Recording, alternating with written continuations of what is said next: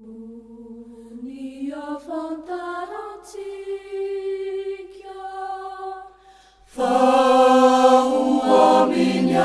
isika ary izy monina hoamitsika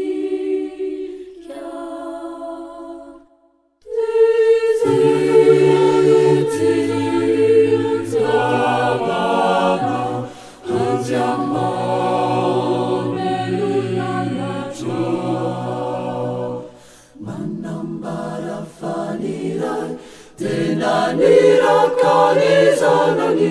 upamoji ariza tuturisa fitiavanandriamanitra fitiavanandriamanitra fitiavanandriamanitra fitiavanandriamanitra fitiavanandriamanitra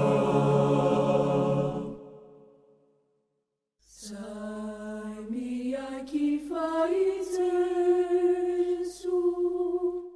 nolay zanak'Andriamanitra dia monina hoaminy Andriamanitra ary fitiavana Andriamanitra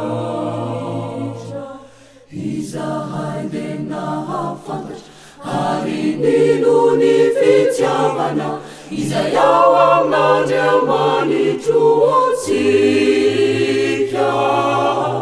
fitiavan'Andriamanitra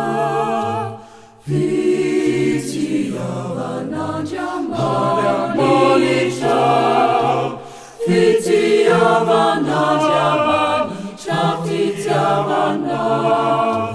fitiavan'Andriamanitra